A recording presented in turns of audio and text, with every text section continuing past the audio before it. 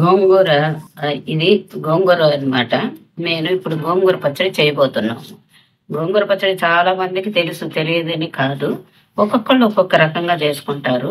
మా పద్ధతిలో మేమేమంటే గోంగూర, మిరపకాయలు, కరివేపాకు, నూనె, మినప్పప్పు, శనగపప్పు, ఇంగువ, ఆవాలు, ధనియాలు, జీలకర్ర, నువ్వులు, చింతపండు వేసి చేస్తాం.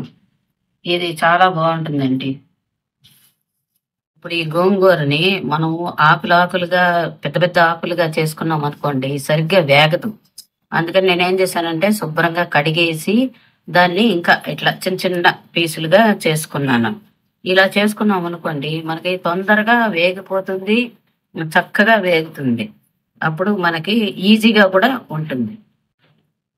ఈ విధంగా చిన్న చిన్న ముక్కలు చేసుకుంటే ఏమవుతుందంటే మనం గ్రైండ్ చేసుకోవడానికి ఈజీగా ఉంటుంది. ఇప్పుడు స్టవ్ వేసేస్తున్నాం. ఆ, బాండలి కాగిన తర్వాత దీంట్లో నూనె పోసుకోవాలి. మొదట ఒక 3 స్పూన్లు అనుకోండి. 3 స్పూన్లు 4 స్పూన్లు వేసుకోవచ్చు.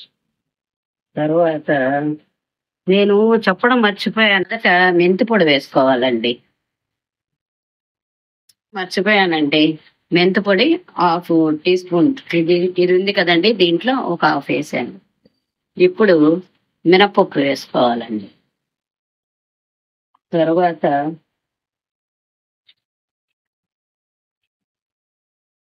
ఇది కొంచెం వేగాలి.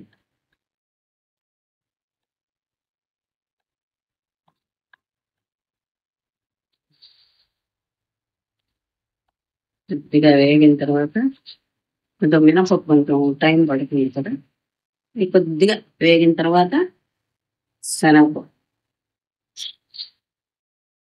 అందరూ రకరకాలుగా చేసుకుంటారండి గోంగూర పచ్చడి. మా పద్ధతిలో నేను చెప్తున్నాను. ఒక్కొక్కళ్ళు ఒక్కొక్క రకంగా చేసుకుంటారు. మా పిల్లలు గాని మా వారు గాని ఇలా చేస్తేనే ఇష్టంగా తింటారు.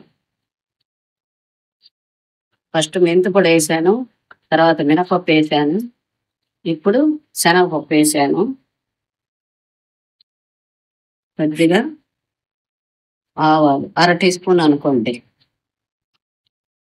జీలకర్ర ఒక అర టీ స్పూన్, ధనియాలు కూడా ఒక అర టీ స్పూన్. ఇవి బాగా వేగాలి.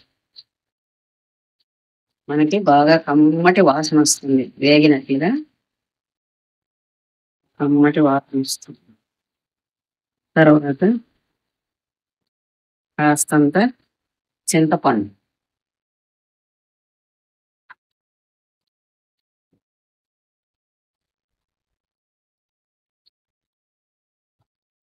ఒక గుప్పెడు కరివేపాకు,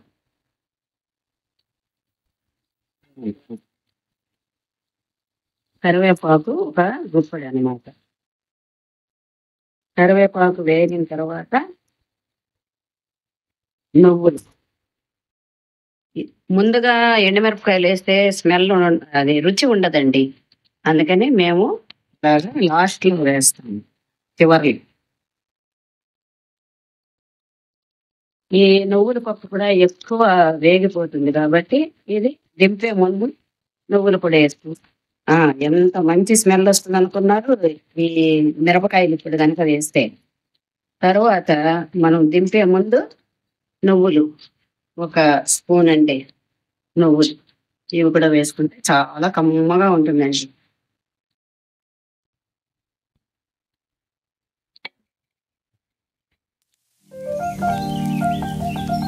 ఇప్పుడు మనం స్టవ్ ఆపేయాలి. ఆపేసి చల్లారిన తర్వాత మిక్సీ పట్టాలి. మొక్క వేస్తే చాలా టేస్టీగా ఉంటుంది. మనకి పచ్చడి ఒక 4-5 రోజులు, అదే 10 రోజులు పెట్టుకున్నా కూడా మనకి ఏం పాడు కాదు. పుల్ల పుల్లగా తీయగా ఈ గోంగూర పచ్చడి తిన్నారనుకోండి, చాలా బాగుంటుందండి. మనము గోంగూర వేసుకోవాలి కాబట్టి ఇంకా కొంచెం దాంట్లో కొంచెం నూనె మిగిలింది అనుకోండి, ఇంకా ఇంకొక స్పూన్ వేసుకుంటే బాగుంటుంది. గోంగూర సన్న సన్నగా తరుక్కున్నాను కదండి ఈ గోంగూర. దీన్ని నేను దీంట్లో వేస్తున్నాను.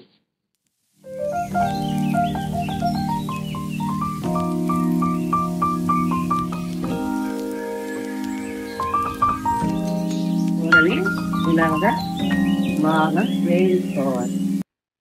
బాగా దగ్గర పడాలి. 10 మినిట్స్ ఇలాగా వేయించుకుంటే మనకి దగ్గర ఉంది.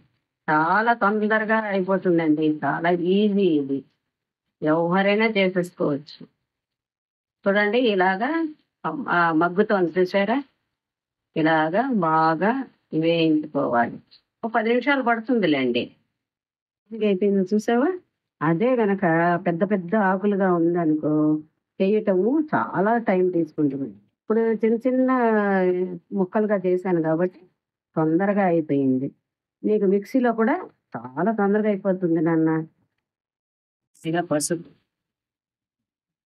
పసుపు అన్నిటికీ మంచిది కదండి, అందుకని పసుపు వేసాను. ఫస్ట్ మొదట ఒక స్పూన్ వేస్తున్నాను.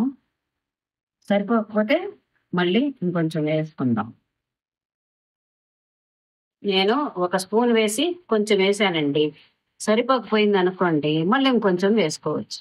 తేడా సరిపోకపోయింది అనుకోండి అప్పుడు ఇంకొంచెం కలుపుకోవచ్చు. మిక్సీ పడదాం. ఇప్పుడు ఇది చల్లారిపోయింది. నేను మిక్సీ పడతాను. ఇప్పుడు దీన్ని మిక్సీ పడతాను. మిక్సీ పట్టిన తర్వాత ఎలా ఉందో మీకు చూపిస్తాను. ఇంకా వేయాలండి. ఈ పోపు కొంచెం ఎదిగిన తర్వాత గోంగూర వేయాలి. లేదంటే ఇప్పుడు 2 కలిపి వేసాం అనుకోండి అది అవ్వదు సరిగా, మెత్తగా చక్కగా రాదు. అందుకని మొదట మనం ఏం చేయాలంటే మనం వేసుకున్న ఈ ఇంగ్రీడియంట్స్ అన్ని ఉన్నాయి కదా దీంట్లో, వీటన్నిటిని ఫస్ట్ మిక్సీ పట్టుకొని తర్వాత ఈ గోంగూరని దీంట్లో వేసి మళ్ళీ ఒకసారి మిక్సీ పట్టుకోవాలి. నేను ఎప్పుడు ఇలాగే చేస్తాను కాబట్టి నేను మీకు ఈ విధంగా చెప్తున్నాను. కదండి మెదిగింది. దీంట్లోకి మనం ఈ గోంగూరని వేస్తాం. దీన్ని మళ్ళీ మిక్సీ పట్టాలి. దీంట్లో మనం ఆయిల్ వేసుకుంటున్నాం. అంటే పచ్చడంతా అయిపోయిందండి. అయిపోయిన తర్వాత పైన కొంచెం పోపు వేసుకుంటే చాలా బాగుంటుంది. వేసుకోవాలండి. ఇంగువ వేస్తే చూడండి ఎంత బాగుంటుందంటే అంత కమ్మగా ఉంటుంది. ఎండుమిరపకాయలు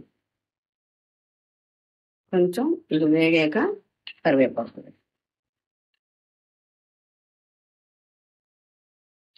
కొంచెం కరివేపాకు వేసి అంతేనండి, అయిపోయింది. ఇప్పుడు ఈ తాలింపునంతా మనము పచ్చడిలో వేసేయాలి.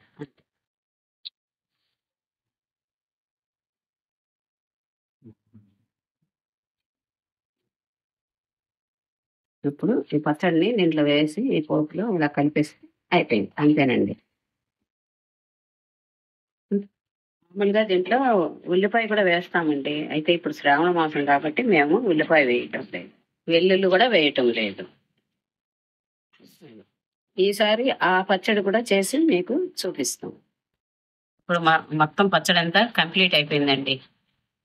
ఈ విధంగా మీరు కూడా చేసి చూసుకొని ఎలా ఉందో నాకు కామెంట్ రూపంలో చెప్పండి. Thank you.